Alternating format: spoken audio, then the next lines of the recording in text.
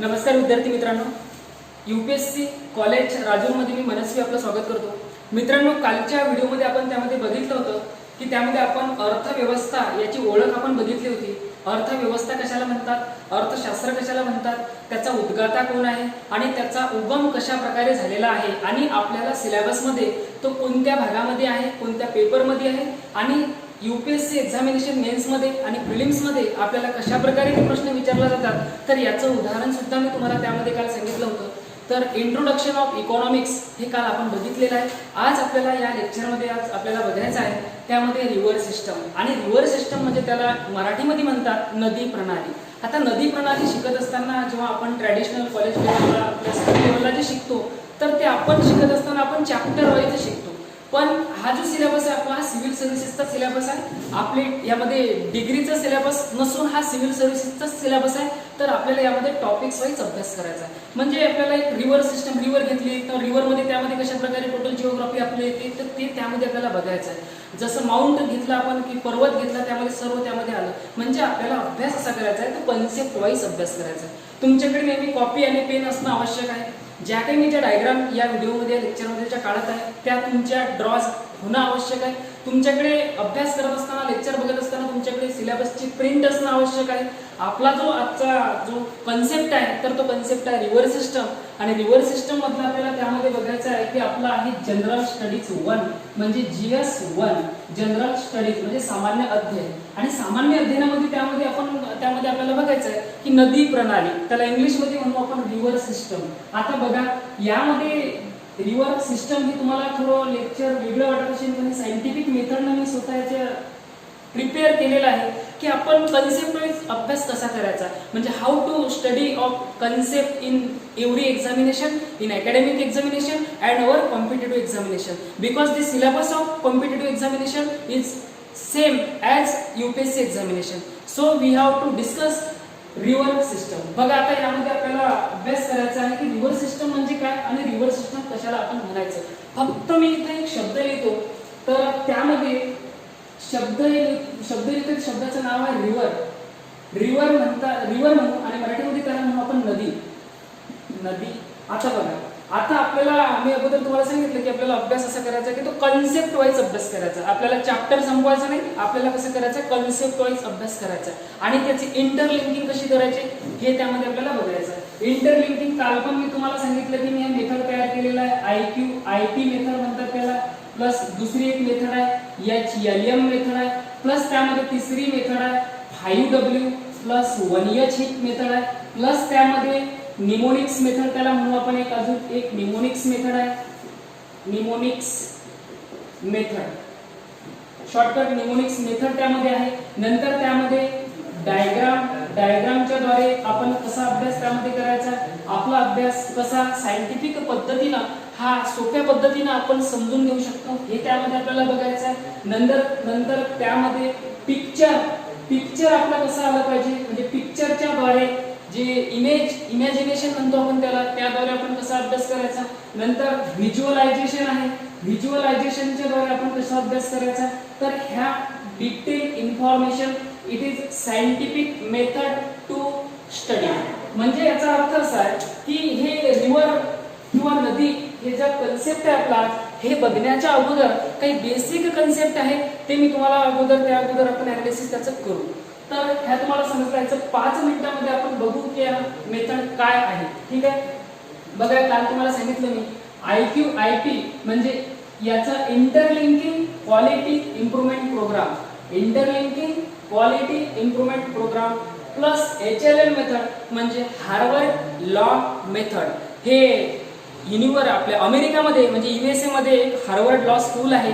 तर त्या स्कूलमध्ये अशी टीचिंग केली जाते विद्यार्थ्यांना की नेमकं तुम्ही काय शिकत आहे, तुम्ही का शिकत आहे आणि कशासाठी शिकत आहे आणि तुम्ही कसं शिकलं पाहिजे आणि त्याचा तुमचा पर्पज काय आहे आणि तुम्हाला कशा पद्धतीनं ते स्मार्ट मेथडनं सायंटिफिक मेथडनं तुमच्या लक्षात राहील ह्या पद्धत त्या हार्वर्ड लॉ युनिव्हर्सिटीमध्ये वापरल्या जातात. आणि त्याच्यावरतीच मी स्टडी करून मी त्यामध्ये विचार केला की आपल्याला सुद्धा या पद्धतीनं जर विद्यार्थ्यांना मार्गदर्शन केलं तर प्रॉपररित्या आपल्या त्या माइंडमध्ये पूर्ण कॉन्सेप्ट आपण समजून घेतल्यानंतर पूर्ण लाईफ मध्ये आपण तो कन्सेप्ट विसरू शकत नाही.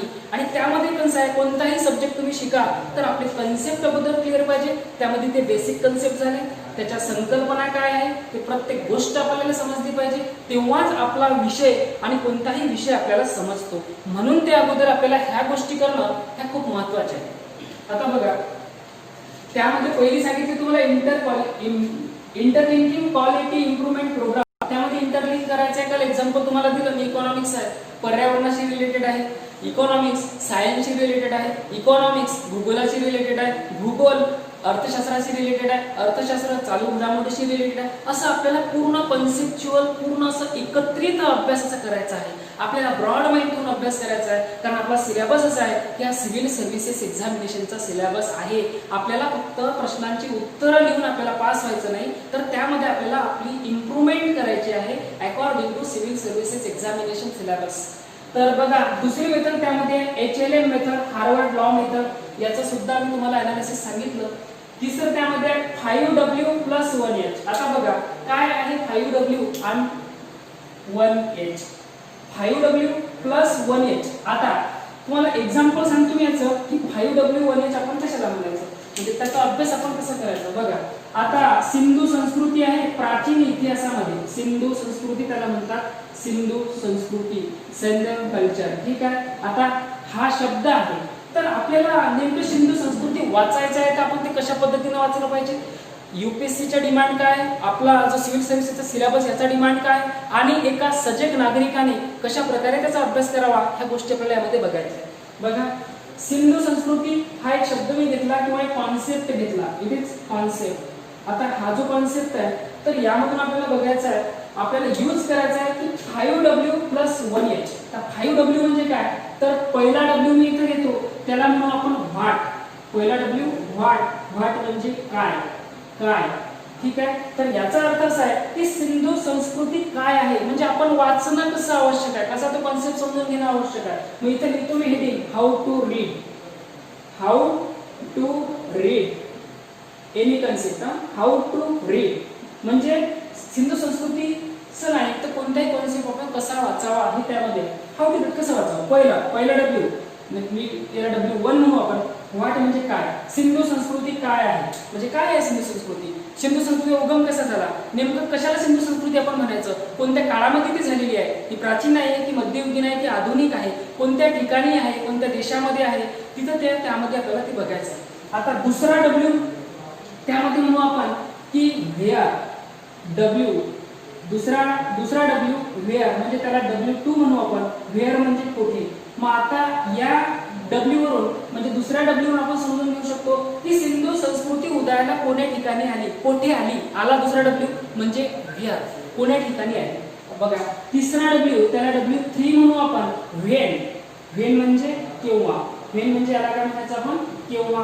आणि केव्हा म्हणजे त्याचा कालावधी कोणता, इसवी सन 200 इसवी सन पूर्वी, 300 इसवी सन पूर्वी एटसेट्रा. नेमकं कालावधी कोणता आहे, म्हणजे केव्हा ती उदयास आली, केव्हा तिची उत्पत्ती झाली. तर हे या W3 मध्ये आपल्याला त्यामध्ये बघायचं आहे. म्हणून 3 W आपले त्यामध्ये झाले. आता बघा, चौथा W4. चौथा W म्हणू आपण त्याला व्हाट, व्हेअर, व्हेन. आता त्यामध्ये म्हणू आपण व्हिच. आता विच म्हणजे काय, विच म्हणजे त्यामध्ये कोणते. मग आता कोणतेचा अर्थ काय, आता सिंधू संस्कृती आपण वाचत आहे तर कोणतेचा अर्थ असा आहे की सिंधू संस्कृतीशी कोणकोणते व्यक्तिमत्व, कोणकोणते तिथं लेखक, कोणकोणते पुरातत्व शास्त्र, कोणकोणते तज्ञांनी त्याचा अभ्यास केलेला आहे आणि आपल्या इतिहासामध्ये तो सिलेबसला समाविष्ट केलेला आहे, हे त्यामध्ये आपल्याला बघायचं आहे. त्याला म्हणतात विच, कोणते. किंवा मग कोणकोणते स्थळ तिथं मोहनजोदडो कुठे आहे, हडप्पा कोठे आहे, हडप्पा कसं आहे, हे त्यामध्ये आपल्याला याचा अभ्यास करायचा म्हणजे विच. आणि ते कोणी शोधलं, कोणते. ठीक आहे, कोणते लोक, कोणते वैशिष्ट्य त्याचे आहे, कोणते. विच म्हणजे कोणते. तर सिंधू संस्कृतीचे वैशिष्ट्य कोणते, हे WH मध्ये आले. आता आपण बघितलं की 5W. आता एक W त्यामध्ये राहिला आपला, त्याला म्हणू आपण W5. आता त्यामध्ये म्हणू आपण W5 मध्ये व्हाट झालं, व्हेअर झालं, व्हेन, व्हिच. आता हुज. हुज म्हणजे कोणाचे. ठीक आहे, हुज म्हणजे त्यामध्ये आले कोणाचे योगदान आहे. मग आता आपण असं म्हणू शकतो हुज म्हणजे कोणाचे, हे कसं इथे यूज करायचं. सिंधू संस्कृती आपण वाचत आहे तर ते वाचताना इथं कोणाचे योगदान आहे. ठीक आहे, सिंधू संस्कृतीत म्हणजे त्याचं वर्णन करण्यामध्ये कोणाचं योगदान आहे? सिंधू संस्कृतीमध्ये ज्या काही सामाजिक, आर्थिक, राजकीय ज्या काही घटना झाल्या, जे काही तिथं घडामोडी झाल्या, त्यामध्ये कोणाचं योगदान आहे? कोणाचं म्हणजे हुज. ठीक आहे. तर अशा प्रकारे आपले झाले 5W. आता त्यामध्ये आपल्याला आला +1H. आता 1H कसा वापरायचा आपण? 1H. आता 1H म्हटल्यानंतर हाऊ म्हणजे कसे. हाऊ म्हणजे कसे. मग आपण असं म्हणू शकतो की सिंधू संस्कृतीची जी निर्मिती आहे ती कशी झाली, सिंधू संस्कृती कशी उदयास आली, हे त्यामध्ये आपल्याला बघायचं आहे. म्हणून मित्रांनो, अभ्यास करत असताना नेमकं आपल्याला ते समजलं पाहिजे. आणि हाच फॉर्म्युला, हा युनिव्हर्सल फॉर्म्युला आहे, हा मी स्वतः तयार केलेला आहे. तर याला म्हणतात युनिव्हर्सल फॉर्म्युला. युनिव्हर्सल फॉर्म्युला याचा अर्थ असा आहे की आपल्याला कोणताही अभ्यास करत असताना, कोणताही कॉन्सेप्ट समजून घेत असताना त्यामध्ये आपल्याला 5W + 1H हे मेथड वापरून किंवा हा फॉर्म्युला वापरून आपण जर अभ्यास केला, तुम्ही बेसिक पुस्तकं वाचा, तुम्ही NCERT पुस्तकं वाचा, तुम्ही पेपर वाचा, तुम्ही कोणताही कन्सेप्ट वाचा, तर यानुसार जर तुम्ही अभ्यास केला तर तुमचा पर्पज नेमका काय आहे आणि तुमचा जो अभ्यास आहे तो आपल्याला नेमका समजते की आपल्याला काय वाचायचं आहे आणि काय वाचू नये. ठीक आहे.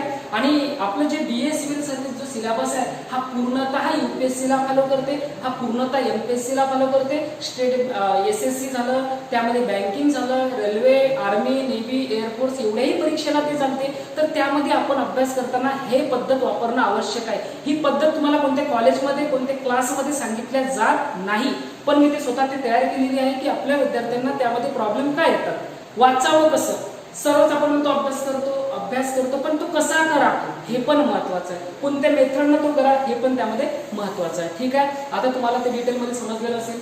तर बघा, त्यामध्ये हाऊ म्हणजे कसं, हाऊ म्हणजे कसा.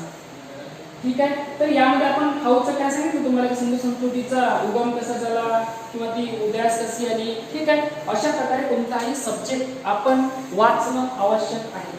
तुम्हाला 100% समजलं असेल, आय होप.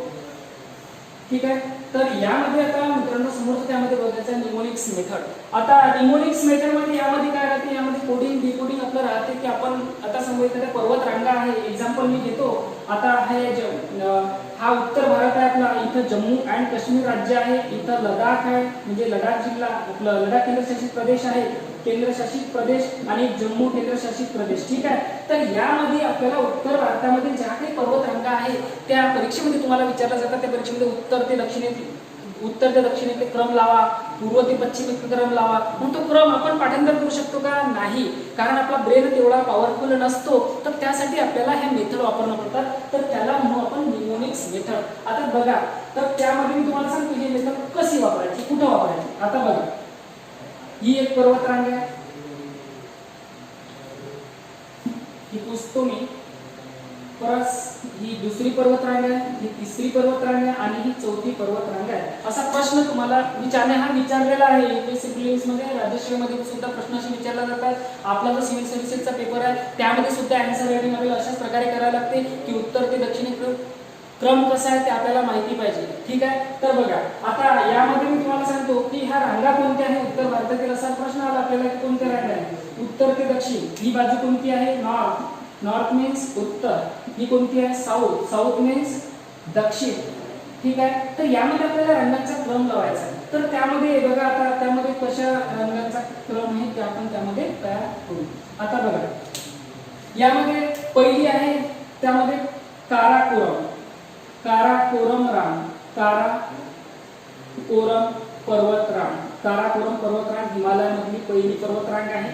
तिचा क्रम कसा आहे, पश्चिम ते पूर्वेला आहे. ठीक आहे. हिमालय सुद्धा पश्चिम ते पूर्वेला आहे, तसा तो समोर अरुणाचल प्रदेश, मिझोराम, मणिपूर असा तसा तो इकडे दक्षिणेला कललेला आहे, त्याला हिमाचल म्हणतो. नेक्स्ट मध्ये ते बघू आपण डिटेल मध्ये.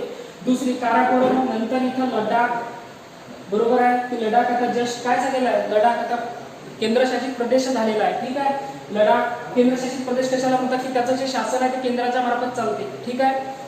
काराकोरम पर्वतरांग, लडाख. नंतर तिसरी आहे त्यामध्ये झास्कर आणि नंतर त्यामध्ये आहे पीर पंजाब. ठीक आहे. काल झाकी. आता बघा, आता यामध्ये आपल्याला जर विचारलं उत्तर दक्षिण तर क्रम कसा लक्षात ठेवायचा, म्हणजे हे एक्झाम्पल मी का दिलं, कारण आपल्याला मेथड वापरायची निमोनिक्स मेथड आणि अकॉर्डिंग टू निमोनिक्स मेथड नुसार आपल्याला अभ्यास करायचा आहे. तर यामध्ये पहिली काराकोरम, दुसरी आहे लडाख, तिसरी आहे झास्क, चौथी आहे पिरपंजाल. याला नंबर 1 देतो, याला नंबर 2, याला नंबर 3 आणि नंबर 4. तर हे कशा लक्षात ठेवायचं, आता मी इथे शब्द लिहिला कालझापी.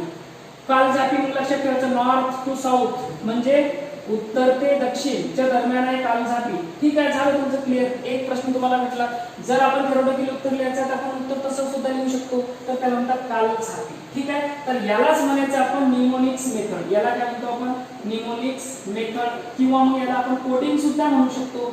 ठीक आहे, किंवा याला स्मार्ट मेथड सुद्धा आपण म्हणू शकतो, स्मार्ट सायंटिफिक मेथड. कोणते अभ्यास करत असताना आपल्याला सायंटिफिक मेथड ह्या ज्या आहेत ते वापरणं आवश्यक आहे, नाहीतर आपला सिलेबस कम्प्लीट सुद्धा होत नाही आणि आपल्याला समजत पण नाही. समजलं? अशा प्रकारे जर आपण अभ्यास केला प्रत्येक याच्यामध्ये, आता ते प्रत्येक आपलं जे लेक्चर होईल ते अशा प्रकारे लेक्चर होईल. ठीक आहे, तर समोरचं त्यामध्ये आपल्याला बघायचं आहे की डायग्राम आपल्याला त्यामध्ये काढायचे आहे. आपल्याला सपोज भारताचं वर्णन करायचं आहे, भारत देशाचा आपल्या, तर त्यामध्ये आपल्याला ते नकाशा सुद्धा आपल्याला काढता आला पाहिजे. आपल्याला नकाशा सुद्धा भारताचा काढता आला पाहिजे की कशा प्रकारे आपला नकाशा आहे. ठीक आहे, तर त्यामध्ये आपल्याला हे बघायचं आहे की कशा प्रकारे आपण डायग्राम काढून आपण अभ्यास करायचा. ठीक आहे, आता सपोज आपण एखादं चॅप्टर वाचत आहे, आपण बेसिक पुस्तक वाचत आहे, तुम्ही स्टेट बोर्ड म्हणा किंवा एनसीईआरटी पुस्तक आहे, तर हाऊ टू रीड ते कसं वाचायचं, ते कसं वाचू राहिलो आपण. त्यामध्ये समजा उल्लेख त्यामध्ये आला की सपोज भौगोलिक घटना आपण वाचत आहे, त्यामध्ये भूगोल वाचत आहे, तिथं मान्सूनची निर्मिती या टॉपिक्स तुम्ही वाचत आहे. एक्झाम्पल मान्सूनची निर्मिती. अगोदर झालं मी तुम्हाला सांगितलं की हा काय घेतला, कारण तुम्हाला समजलेला आहे मान्सूनची निर्मिती कशी होते. हाच मी टॉपिक घेतला आणि या टॉपिक्स वरून आपल्याला भारतामध्ये हा भारताचा नकाशा आहे, तर यामधून आपल्याला ते समजून घ्यायचं की आपण कसं नकाशाच्या द्वारे अभ्यास करायचा.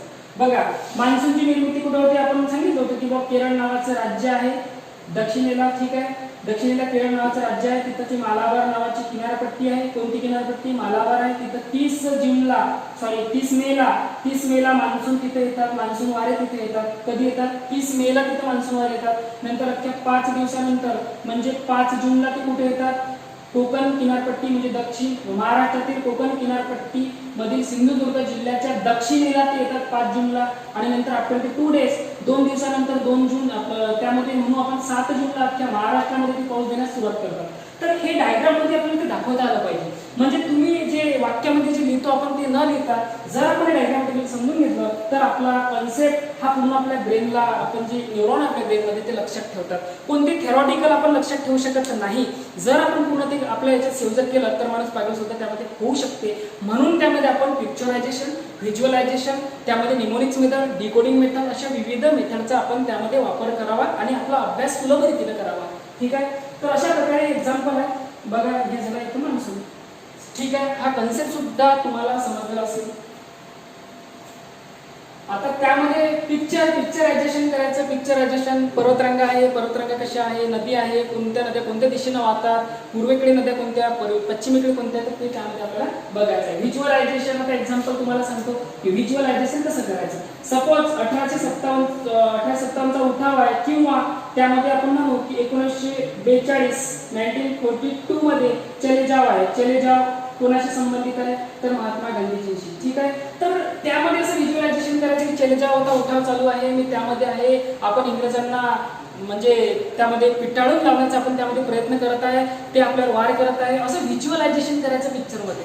पिक्चरायझेशन त्याला म्हणतात, व्हिज्युअलायझेशन त्याला म्हणतात. म्हणजे आपला अभ्यास हा सायंटिफिक मेथडनं कम्प्लीट होतो.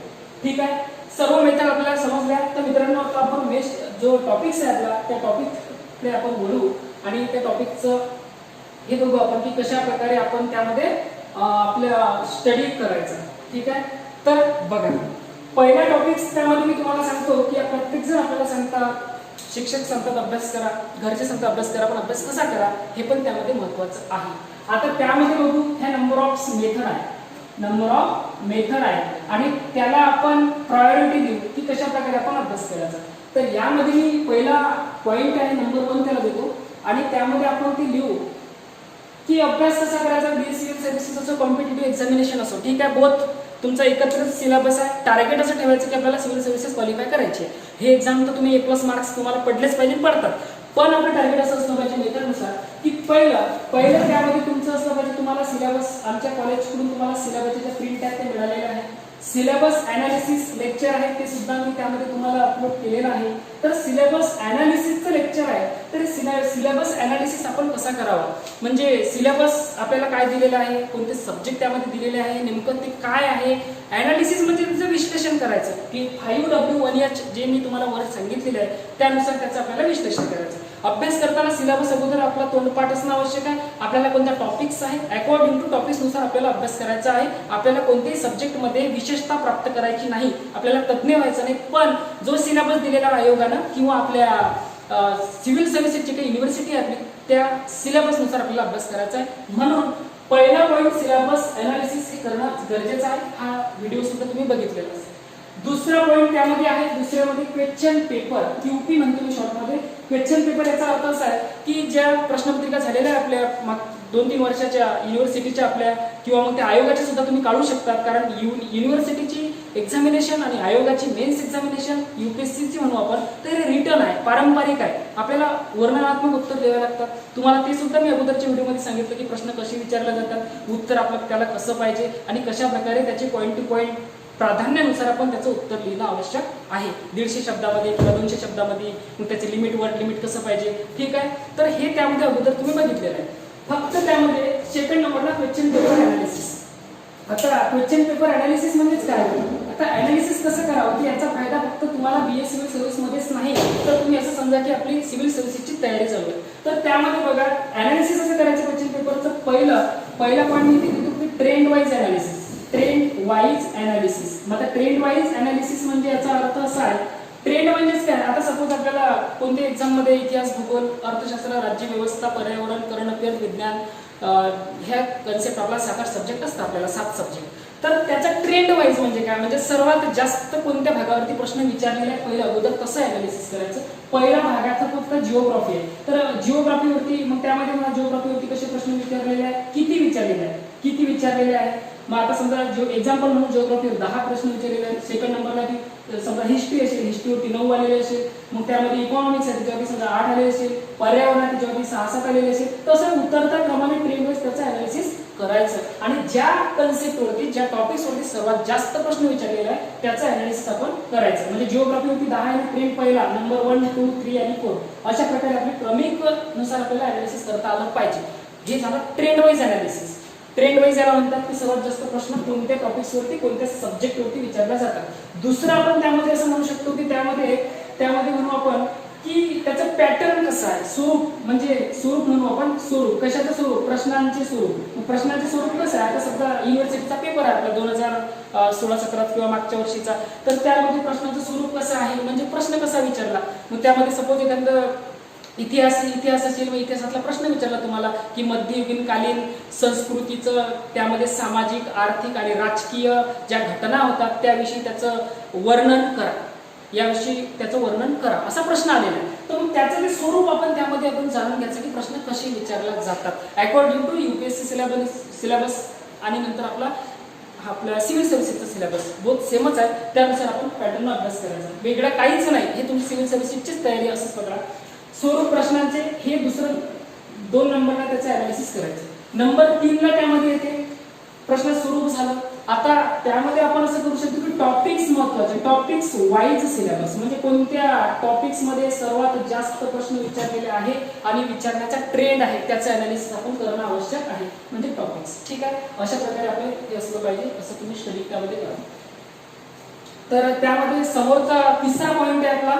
तिसरा पॉईंट त्यामध्ये आहे आपण म्हणतो आपण अभ्यासात तुम्हाला नोट्स आम्ही प्रोव्हाइड करू किंवा जे काही डिसिजन असेल ते कॉलेज आपलं ठरवेल, पण तुम्ही घरी अभ्यास कसा करा. तर तुम्हाला बेसिक पुस्तकं वाचायचे, पाठ्यपुस्तकं आहे आपले 4थी पासून तर 12वी पर्यंत जे काही पुस्तकं आहे, इतिहास, भूगोल, अर्थशास्त्र, राज्यशास्त्र, पर्यावरण, विज्ञान, हे जे काही पुस्तकं आहे ते तुम्हाला वाचायचे.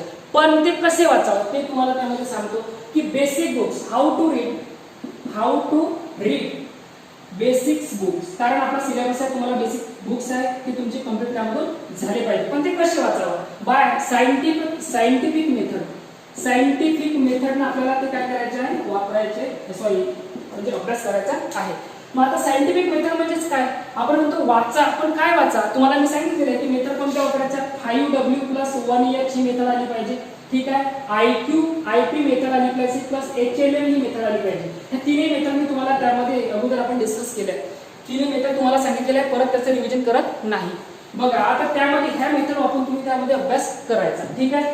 कशी वापरायची, त्याची कसं वापरायचं म्हणजे कसं अभ्यास करायचा, बेसिक बुक्स आहे तुमची फर्स्ट आहे. आता बघा बेसिक सपोज जिओग्राफीचा आहे, जिओग्राफी घेतलं तुम्ही ना, चौथीचं पुस्तक 4थी ते 12वी, तर त्यामध्ये काय करायचं, 3 रीडिंग करायचं. पहिल्या रीडिंग मध्ये ते कॉन्सन्ट्रेशन वाचायचं, दुसऱ्या रीडिंग मध्ये त्याचे जितके की पॉइंट असतात महत्त्वाचे त्याच्या खाली फक्त अंडरलाईन करायचं, आणि तिसऱ्या पॉइंट मध्ये काय करायचं, तुमच्या स्वतःच्या नोट्स काढायच्या ज्या की आपल्या सिलेबस मध्ये दिलेला आहे आणि स्पर्धा परीक्षेला सुद्धा आपल्याला ते उत्तर राहतील, असं त्याचं रीडिंग करायचं. नंतर चौथ्या ह्याच्यामध्ये तुम्ही तुमच्या डायग्राम झाला, शॉर्ट नोट्स तुम्ही कशा बनवतात ते पण त्यामध्ये आहे, आणि how to make smart notes by scientific method हा सुद्धा व्हिडिओ आपण अपलोड त्यामध्ये करू, की तुम्ही नोट्स कशा बनवायला पाहिजे सायंटिफिक मेथड, की जेणेकरून त्या परीक्षेच्या अगोदर आपलं 1 ते 1.5 तासामध्ये त्याचं रिव्हिजन झालं पाहिजे.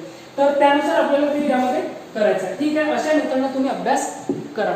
तर त्यामध्ये समोरचा चौथा पॉईंट आहे, आपण चौथा पॉईंट घेऊ, कारण हे अगोदरच्या लेक्चरमध्ये आपण सांगायला त्यामध्ये पाहिजे होतं, पण हे महत्त्वाचं आहे की आपण अभ्यास कसा करावा जेणेकरून तुमचा स्कोरिंग त्यामध्ये वाढेल, आपल्या कॉलेजचा रिझल्ट वाढेल, आपले मार्क्स A+ येतील, कॉम्पिटिटिव्हची तुमची तयारी होईल आणि अतिशय चांगल्या पद्धतीने तुम्हाला लवकरात लवकर गाईड भेटेल. ठीक आहे.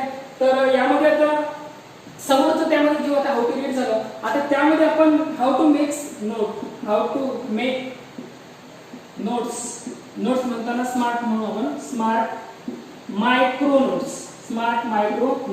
आता बघा आपला ब्रेन असा आहे, आपला ब्रेन लिनियर जे असते, लिनियर आपण जे लाईनीमध्ये लिहितो, जे आपण पुस्तकात असतो ते लक्षात ठेवू शकत नाही, पण तेच आपण डायग्रामनं आपल्या लक्षात ठेवू शकतो. सपोज एखाद्या बाजारामध्ये आपण गेलो, बाजारामध्ये नंबर ऑफ रिक्षा आहे, बस आहे, विविध लोक आहे, विविध त्या गाड्या आहेत एकाच कलरच्या सपोज, ठीक आहे, तर ते आपण लक्षात ठेवू शकत नाही, पण तिथं जर एखादा ड्रॅगन आला, एखादा हत्ती जर आला तर आपण ते लक्षात ठेवू शकतो. म्हणून आपल्या नोट्स कशा असल्या पाहिजे, ते लिनियर असता कामा नये. आपण असे लिहितो ना, तर लिनियर असता कामा नये. त्या दुसरी म्हणजे त्यामध्ये आपलं असं असलं पाहिजे की त्या नोट्स ह्या डायग्रामॅटिकली असल्या पाहिजे, डायग्राम आपल्या लक्षात राहतात, आणि जे आपण लक्षात ठेवू शकतो ते नोट्स मध्ये लिहू नका, जे आपण लक्षात ठेवू शकतो ते नोट्स मध्ये लिहायचं नाही. जे महत्त्वाचं आहे आणि जो की पॉईंट आहे आणि परीक्षेच्या दृष्टिकोनातून तो महत्त्वाचा आहे तोच त्यामध्ये नोट करायचा, त्याला म्हणतात नोट्स. ठीक आहे. 1/3 पेक्षा खूप कमी नंबर ऑफ त्याच्या मेथड आहे अशा प्रकारे. ठीक आहे. तर अशा प्रकारे तुम्ही स्टडी करा. तर आपला जे महत्त्वाचा टॉपिक्स आहे तो त्यामध्ये आता तुम्हाला सांगितलं, तर हे आवश्यक होतं सांगणं, कारण याच्यानुसार तुम्ही स्टडी करणार. आता आपल्याला त्यामध्ये बघू आपण रिव्हर म्हणजे नदी प्रणालीचं आपण बघू आता की कशा प्रकारे जे भूगोल आहे विविध इंटरलिंकिंग तो सब्जेक्टमध्ये करतो, कारण आपला GS जनरल स्टडीज 1 चालू आहे, त्यामध्ये आपल्याला चर्चा करायची आहे नदी घेऊ आपण. आता बघा, आता यामध्ये आपली ब्रेनची इम्प्रूव्हमेंट कशी वाढेल, आपण काय बघतो, नदी बघतो, म्हणजे आपण अभ्यास चॅप्टर वाईज नाही करायचा, धडा झाला, हा झाला, तो झाला, नंतर तिसरा चौथा असं नाही. आपल्याला कॉन्सेप्ट समजून घ्यायचे, कॉन्सेप्ट क्लिअर करायच्या, संकल्पना समजून घ्यायची. तर बघा नदी आहे, तर नदीवरती आपण कसा अभ्यास करू शकतो, आपला जिओग्राफीचा सब्जेक्ट होता जिओग्राफी. आता बघा जिओग्राफी हा कशा प्रकारे जे 7-8 सब्जेक्ट मी तुम्हाला सांगितलेले आहेत त्याशी तो इंटरलिंक होतो, म्हणजे आपली मेथड कोणती लागते, IQ IP मेथड, तिथं काय होते, मॅच होते. आता बघा नदी, मग आपण काय विचार करतो की नदी आहे म्हटल्यानंतर नदीचा कुठेतरी उगम असणार, बरोबर आहे, नदीचा उगम असणार, हा शब्द पहिला आहे, नदीचा उगम असणार. मग कुठे आहे तो, नंतर त्याचे स्थान काय आहे, म्हणजे इथं आपण लिहू स्थान.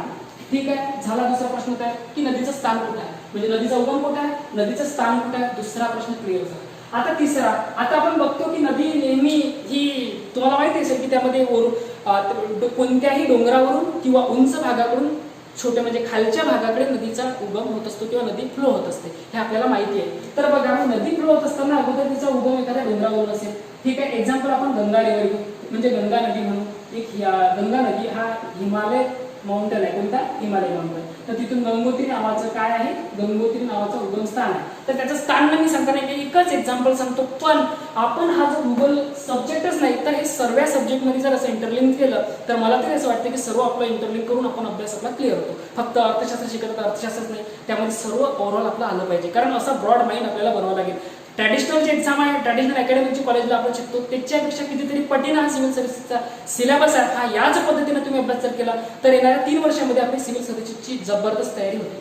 तर यामध्ये नदीचा उगम बघितला आपण, नंतर ते स्थान बघितलं, लोकेशन त्याचं कुठून आहे, नंतर आपण बघितलं की तिचा उगम पर्वतामधून होतो. मग नदी फ्लो होत असताना त्याचं बहाव क्षेत्र, आता काही शब्द हिंदी आता समजून घ्या. बहाव क्षेत्र म्हणजे ते वाहणारं क्षेत्र, म्हणजे ते कोणत्या क्षेत्रातून वाहते. मग आता नदी पर्वतावरून वाहत असताना आपल्याला माहित आहे की उंच ठिकाणून खाली वाहत असताना तिथं धावक निर्माण होतात. धावक म्हणजे त्याला आपण धबधबे म्हणू शकतो. धावक समोरची गोष्ट आहे, धबधबा म्हणू आपण. इथं काय तयार झाला? धबधबा. ठीक आहे, इथं धबधबा तयार झाला. नंतर समोर ती परत तिथून वाहत असताना मैदानावरती वाहते नदी. कुठं? मैदानावरती नदी वाहते. पर्वतात उंच ठिकाणून ती परत मैदानाकडे येते. आता इथं काय बनवला?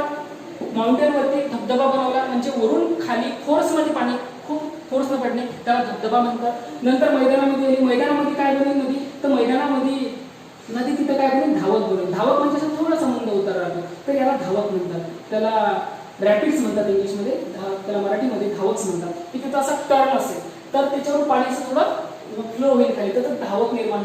नंतर समोर नदी मैदानामध्ये येते. नदी मैदानामध्ये आल्यानंतर आता आपल्याला माहिती आहे, मैदानामध्ये नदी आल्यानंतर किंवा एखादं आपण जमिनीवरती पाणी जर टाकलं तर उंच ठिकाणून खाली समोरती जाताना, तर तिथं काय होते?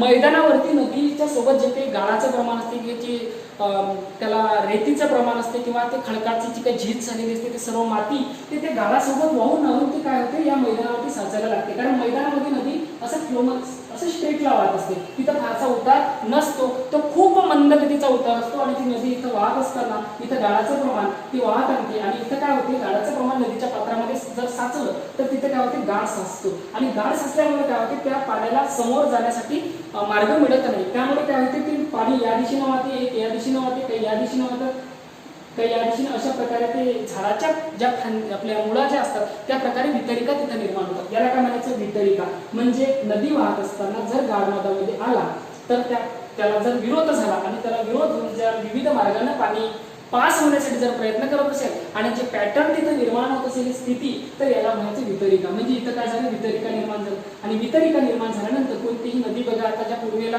नद्या आहे, पश्चिमेला वाहणाऱ्या नद्या आहेत, तर ते पूर्वेकडे वाहणाऱ्या नदीचा आपण एक्झाम्पल घेणार आहे गंगा नदी, की बे ऑफ बंगालला ती जाऊन मिळते. तर ती नदी वाहत असताना त्यामध्ये काय तयार करते? डेल्टा तयार करते. डेल्टा तुम्ही ऐकलेलं असेल पण तुम्हाला समजलेलं नसेल, पण आता समजून घ्या की डेल्टा कशाला म्हणतात. डेल्टा, आता इथं हा जो प्रदेश निर्माण झाला की त्या गाळामुळे हा प्रदेश निर्माण झाला, पाण्याला अवरोध निर्माण झाला, प्रतिरोध निर्माण झाला, त्यामुळे विविध वितरिका निर्माण झाल्या. आणि त्या वितरिका निर्माण झाल्यामुळे इथं डेल्टा प्रदेश निर्माण झाला. ठीक आहे, त्याला काय म्हणायचं? डेल्टा. आणि मराठीमध्ये त्याला म्हणतात त्रिभुज प्रदेश.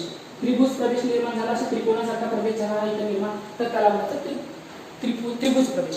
म्हणजे आपण उत्तर घेताना आपण म्हणू शकतो, ज्या पूर्वेकडे ज्या नद्या वाहतात त्या स्वतः गाळ वाहून आणतात. गाळ साचतो, गाळ साचल्यामुळे पाणी वाहण्यास त्यांना मार्ग मिळत नाही, आणि मार्ग न मिळाल्यामुळे त्रिभुज प्रदेश निर्माण होतो, म्हणजे डेल्टा निर्माण होतो. त्यामुळे तिथं त्रिभुज प्रदेश निर्माण होतो. म्हणून आपण म्हणतो सुंदरबन आहे पश्चिम बंगालमध्ये, तिथं सर्वात जगामधला सर्वात मोठा त्रिभुज प्रदेश तोच आहे किंवा ठीक आहे, अशा प्रकारे. तर इथं हे झालं. आता बघा तिथं मुघानामध्ये कुठे म्हणले? बे ऑफ बंगाल.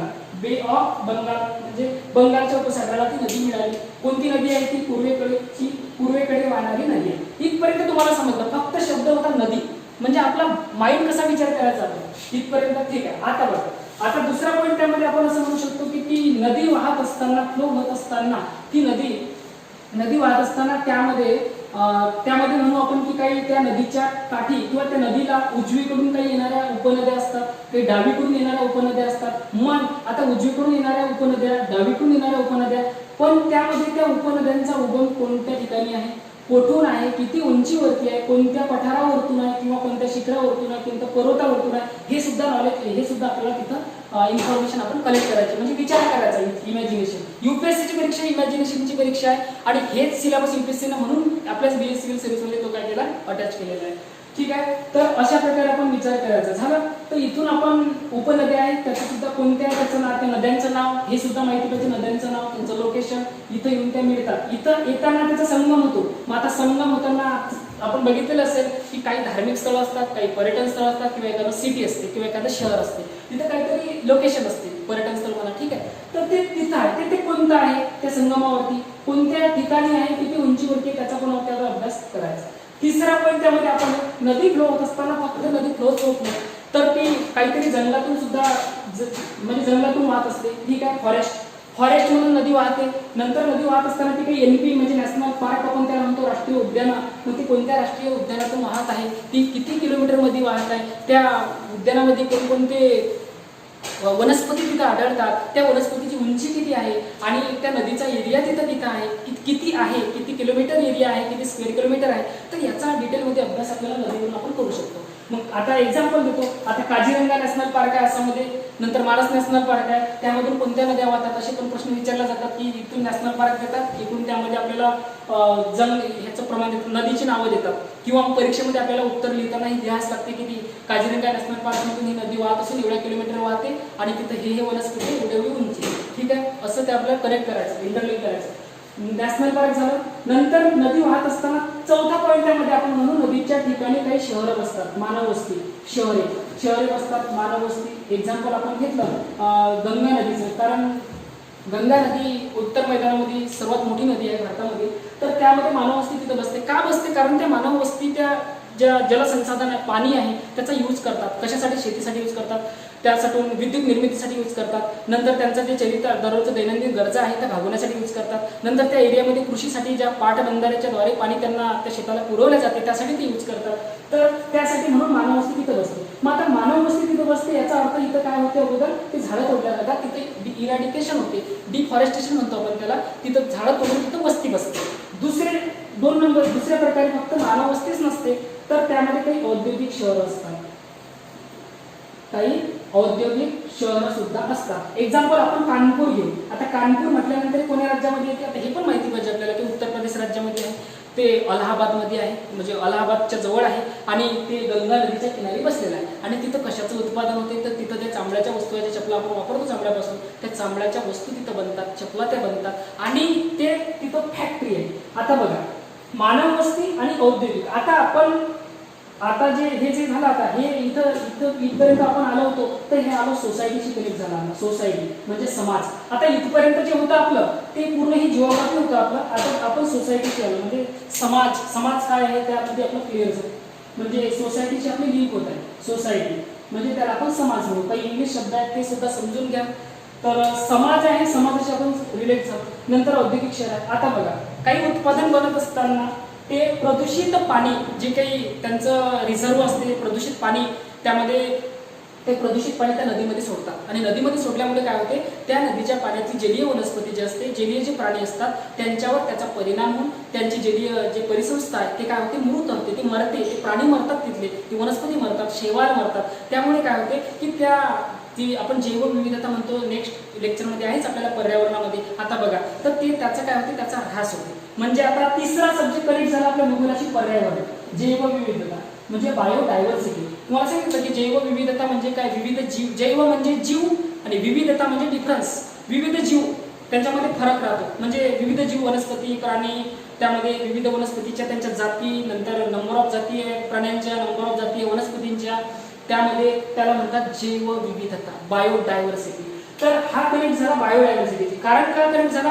कारण हे या औद्योगिक क्षेत्रामधून किंवा त्या फॅक्टरीमधून, त्या कारखान्यामधून जे काही प्रदूषित पाणी नदीमध्ये सोडलं त्यामुळे तिथलं प्रदूषण निर्माण झालं. प्रदूषण निर्माण झाल्यामुळे जलीय वनस्पती किंवा ते जलीय प्राणी हे मृत झाले. मृत झाल्यामुळे काय झालं? मृत झाल्यामुळे पूर्ण तिथं प्रदूषण वाढलं आणि बायोडायव्हर्सिटी धोक्यात आली. आणि त्यापासून आता बघा, दुसरं मानव वस्ती आहे. शहर तुम्ही बघितले असेल, त्या शहरातलं सांडपाणी असते, खराब पाणी असते, ते सुद्धा नदीमध्ये सोडल्या जाते, ते सुद्धा याला जबाबदार आहे. त्यामुळे प्रदूषण वाढते. आता प्रदूषण वाढलं म्हणजे नेमकं काय झालं? आता तिसरा मुद्दा त्यामध्ये निर्माण होतो की तो वाद निर्माण होतो. वाद, ठीक आहे. वाद म्हणजेच काय? तर मग त्यामध्ये 3 एफर्ट्स लागतात. आता प्रदूषण निर्माण झाल्यानंतर गव्हर्नमेंट त्यामध्ये एक पहिला प्रयत्न करतो, सरकारी प्रयत्न करतो.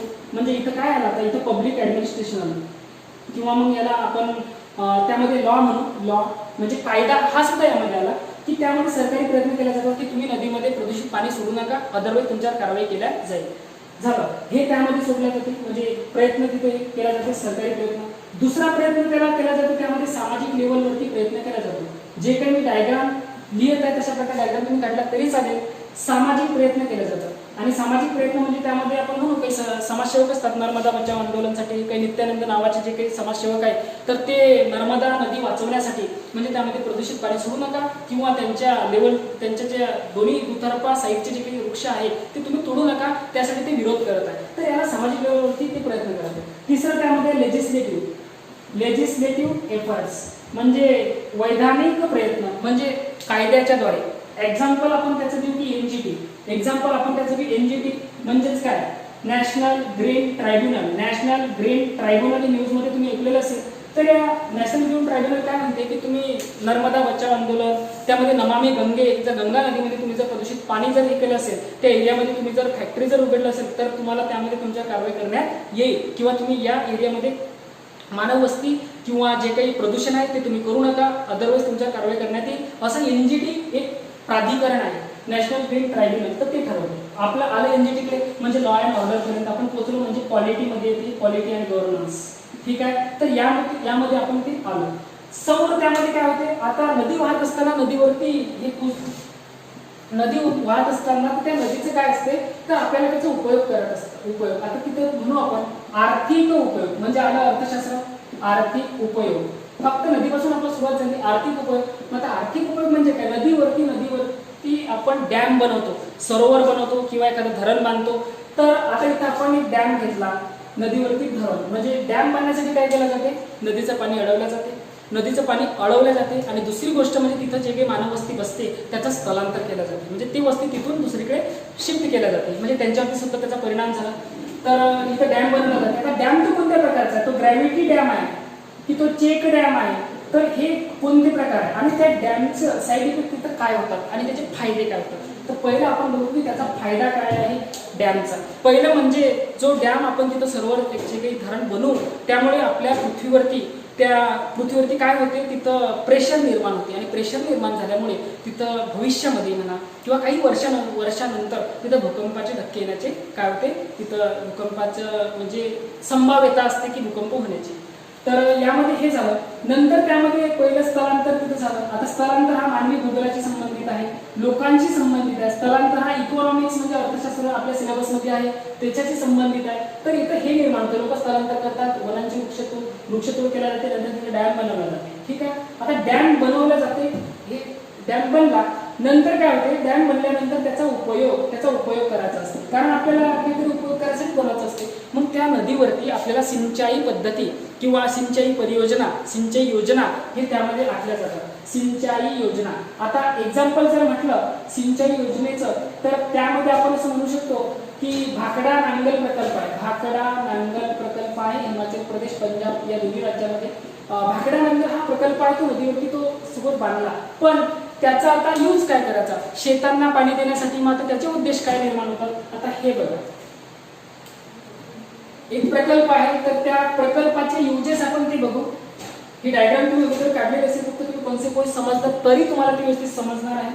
तर तिथं प्रकल्प आहे, त्या प्रकल्पाचे मग आता उपयोग आहे, इथे लिहू आपण उपयोग. मग आता पहिला उपयोग कृषीसाठी केला जातो. कृषी आहे आपल्याला ऍग्रिकल्चर जिओग्राफी, कृषीमध्ये त्याचा उपयोग केला जातो. ठीक आहे, मग कशाचा उपयोग, त्या पाण्याचा उपयोग केला जातो कृषी उत्पादन वाढवण्यासाठी. ठीक आहे, हे झालं. नंतर त्याचा उपयोग अजून कशासाठी केला जातो की कृषीसाठी केला जातो. नंतर त्याचा वापर आपण जलविद्युत म्हणजेच काय, जल म्हणजे पाणी, विद्युत म्हणजे निर्मिती आपली इलेक्ट्रिसिटी. तर त्या पाण्यापासून त्या नदीवरती ज्या धरण असतो त्या धरणावरती टर्बाईन खाली बसवलं जाते, ते पाणी ते ग्रॅव्हिटेशनमुळे त्या टर्बाईनवरती पडते आणि पडल्यानंतर तिथं इलेक्ट्रिसिटी निर्माण होते आणि इलेक्ट्रिसिटी नंतर तिथून आपल्याला वितरित होते. तर अशा प्रकारे तिथं जलविद्युत निर्मिती केंद्र त्या नदीवरती निर्माण केल्या जाते. नंतर आता प्रश्न समोरचा आहे की पाणी वाटप. मग आता ते जे धरण आहे किंवा जे पाणी आहे त्याचं पाणी वाटप आपण कसं करायचं, म्हणजे नदी पाणी वाटप. तुम्ही ऐकलेलं असेल की नदी पाणी वाटपचे वाद चालू आहे, कर्नाटक, तामिळनाडू, भारत, पाकिस्तान. तर त्यामध्ये ते कशा प्रकारे आहे ते आपल्याला त्यामध्ये आता बघायचं आहे, म्हणजे अभ्यास असा करायचा. यामध्ये हे बघू आपण की नदी पाणी वाटप, नदी पाणी वाटप म्हणजे त्या नदीचं पाणी आहे ते कसं वाटप झालं पाहिजे, याच्यामध्ये वाद चालू आहे. याच्यामध्ये काय चालू आहे, वाद चालू आहे. आणि ते वाद बघा, आता आपण नदीपासून इथपर्यंत आलो, पण आता त्यामध्ये कर्नाटक राज्य आहे आणि तामिळनाडू राज्य आहे. तर या दोन राज्यामध्ये आपल्याला ते सुद्धा ऍडमध्ये करायला लागते की या दोन राज्यामध्ये वाद आहे कावेरी नदीचा, कावेरी नदी पाणी वाटप. ठीक आहे, तर याच्या कोणत्या राज्याला किती पाणी पाहिजे ते त्यावरती डिपेंड असते. ठीक आहे, नेक्स्ट लेक्चरमध्ये भेटू आपण, तोपर्यंत मी थांबतो. थँक्यू.